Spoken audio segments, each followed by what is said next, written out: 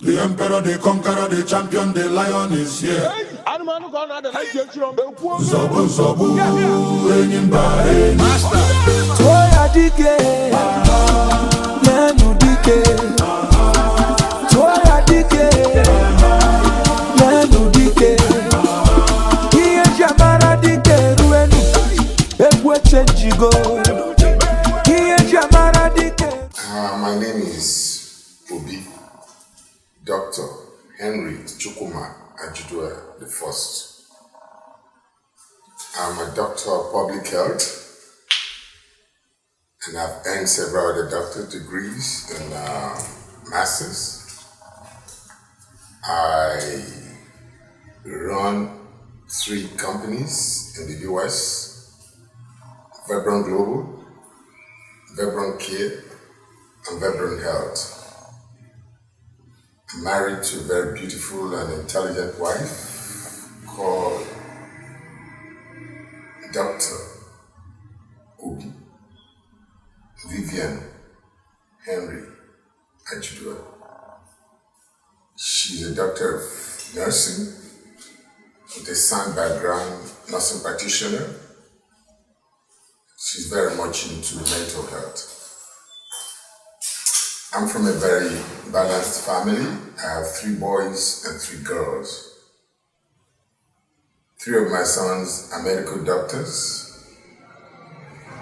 It makes us about 5 of us in the family now that are doctors. So I run a healthcare dynasty at the moment. We're very much into philanthropy, which has been the name Vibrant Care. We did so much for the whole of Inuani and Yoma environment, most especially Ibuzo. I could go back to the times when we had the COVID. We were very much in the forefront, taking care of underserved and the less privileged. So much we've done in this area. All this stems from the fact that I come from the Ajudua dynasty, which is known in Ibuzo for giving and helping out the Ibuzo environment. My grandfather was the Obi of Ibuzo. His father, Obi, was also an Obi in Ibuzo. So kingship runs in the Obi Ajudua dynasty. I decided to take it up to bring me very close to the indigents, the underserved, so I could have a voice for them and to help Ibuzo at this stage in bringing the town together into the new millennium, because Ibuzo needs good leadership at this time. I want to contribute my quota. Yes. The question is, what makes you come to take up an OB title, having lived in the US? I feel that one should contribute to his home. I'm blessed, and I feel I have enough to give back to my people. This stems the fact why I decided to take up this OB title. The Ibuzo is the absolute head of Ibuzo. The OB title is a leadership multiple title in Ibuzo. There are criteria you have to have in order to be able to take up the OB title.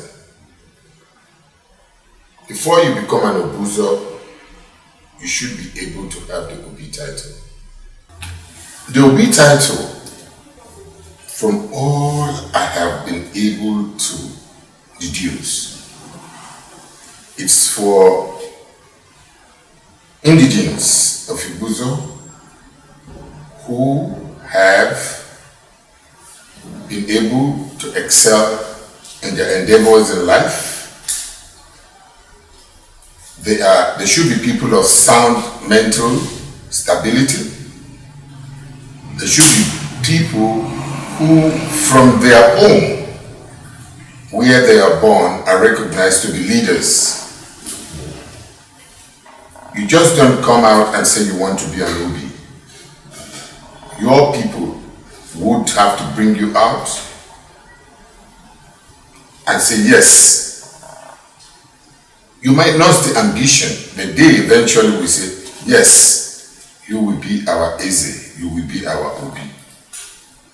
At that point, they will take you up, and then you will now go to Eze and Bueli Eze. After they've done that Igbo Eze, you can now start off the process. But first of all, you must have been someone who clearly have distinguished yourself amongst your kindred and your home. You wouldn't have to be one of those who have very wanting personalities. You must have been able to do something precisely. You have to be one of their pillars for them to now say, yes, you can go ahead and be an OB. I do not think OB title has anything to do with the Obuzo. Obuzo is the supreme head in Ibuzo. Yes. If anything, the OB should be able to report issues that needs to be handled in the apex position of Ibuzo to the Obuzo. Because Obuzo is the supreme head. He is the leader of Ibuzo. The OB is just a head within the Ibuzo society, is a leader that is recognized. And he's not the head, no. To be honest with you, I love my home Ibuzo. I enjoy every minute of it. My door is open. My kindreds coming here every day to acknowledge me, and I acknowledge them. It is true that this is about the longest I have been around, that I've always been with them, body and soul. I take good care of them, and they do take good care of me. That I can tell you. And my Diokwa knows it. They come in here 24 hours. My doors are open for them. I love them, and they love me. It didn't start with me. It started with my forefathers, and I followed their footsteps. So that's it. The people call it Odomili, Miliga Adoni Bogado. And point of correction. There is no Obi at the moment in the whole of Ezebogo. Ezebogo comprises not only of Umodafe, it includes Idinisaba. And what does that tell you? It tells you that the tradition of Obiship is fast leaving the Ibuzo people. And I really believe that someone has to brace up to revamp and bring back the consciousness of true Ibuzo and Inuani leadership, which is the OB title. I looked at it. I've been in and out of the United States. I keep coming home. Like I said, I'm into my people and my people are into me. I have seen this lacuna, this gap in leadership, which is this OB title. And to be honest with you, I decided that I would press up and take up the title. My question now is, why is it people are running away from this OB title? The answer is one, it could be strenuous. It's quite a long journey. Like you said, you rightly said, I've been here a month, going to 2 months. Two, you must be somebody of impeccable personality and character. What do I mean by that? There are certain spiritual aspects of you that will come to play in your journey to becoming an OB. If you're someone who commits very heinous sins that the society do not like, you will not complete the OB title. Most probably will stop halfway. Some people from what the myth of Ibuzo says, had died before getting there. Some do not complete it. They get about 80-70%. For some reason, the spirits don't want them. Those are the mythologies we have, and they don't complete. But I, Obi, Dr. Henry Chukwuma Ajudua, believe that I've been sent by my God to go and help my people, and I will get to the promised land. My grandfather was an Obi Ajudua, who came to Ibuzo here and took Ibuzo to the promised land. During the Nigerian Biafran War, he was the man that came out and took his people into the bush and brought them back safe and ruled Ibuzo. He had a lot of things he did in Ibuzo, which today Ibuzo people never tend to forget his tenure. I'm coming in conscious of that. He came in as a Diokpa. I hope God gives me the opportunity to one day be old enough. But before I get old, I think I have learned a lot too from the foreign lands. I'm well traveled, well educated. I have a lot to impart my people with in a different fashion as to making my grandfather happy in his own grave. Because he particularly told me, Chukuma, Ige Chiku Obi Amakona Ben. He told me that. So when I thought the time was appropriate, I decided to take up the mantle, and here I am to fulfill it. Very good and intelligent question. Like I said, I thought about all this initially, and I asked God to direct me. And I know that this is the appropriate time. Why is it appropriate? I am blessed. I'm in the healthcare profession. I have helped Ibuzo with my healthcare prowess, giving wheelchairs to the lame, giving eyeglasses to the blind, giving food to the poor. I won't start counting them. Through my company called Vibrant Care. I ask myself this question: if I decide to become an Obi, which means I must be accessible to my people, how would I be able to handle it? My God then blessed me and answered the question. He gave me 3 male children, and 3 of them are medical doctors. They are directors in Vibrant. As I talk to you now in my computer, they are now harnessing some other resources for Vibrant Care and for my people here in Ibuzo. We are working for Ibuzo. We are working for America. I'm going to leave some of the responsibility for them because they are more digital. They are younger with new knowledge while I come in here and handle the responsibility of being with my people one-on-one, face-to-face, and delivering whatever they give to me to them. They have been coming in here to do sensitization, diabetes sensitization, and all that. So they love Ibuzo even more than I do. So this is the mantra I've already set up. I have a healthcare dynasty, and they're ready to go with me. My wife too is a medical doctor, nurse practitioner, medical doctor. So we're in it together. So it's not a one man's thing. So they're not going to miss me there. And remember, everything is online.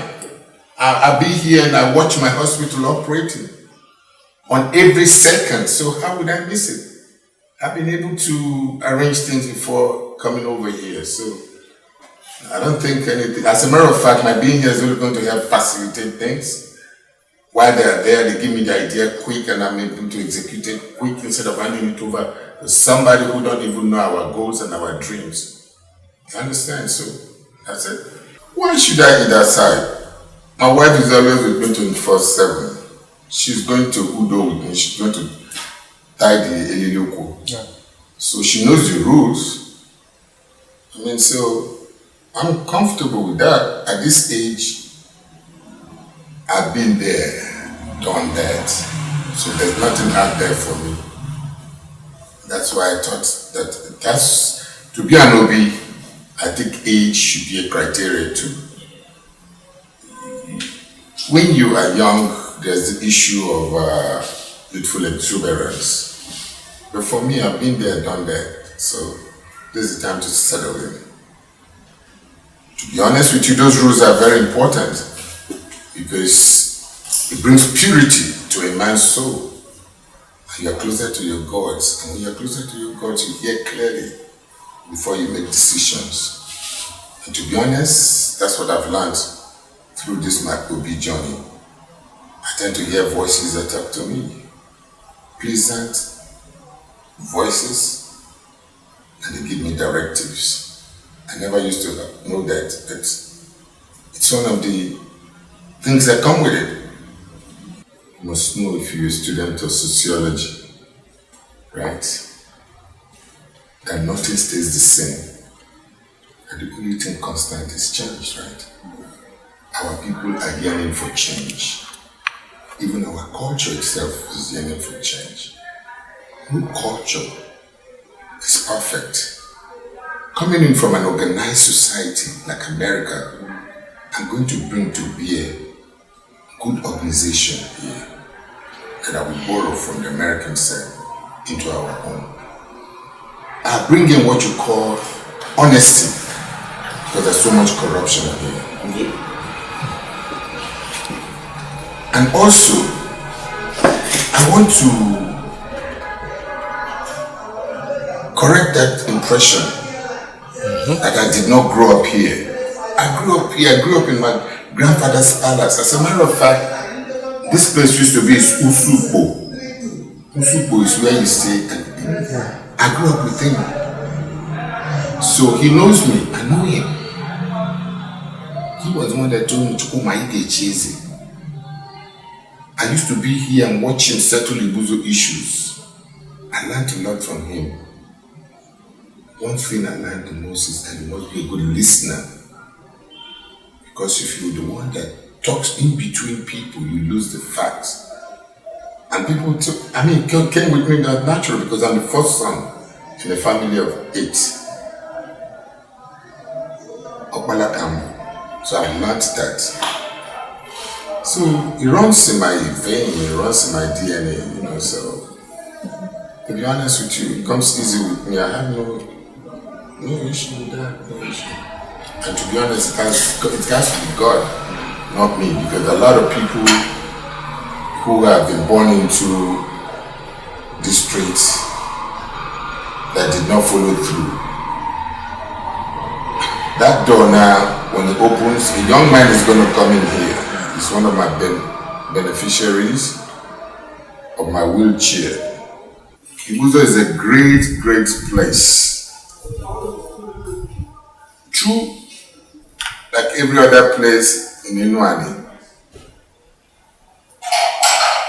we are having a little bit of hiccups here and there due to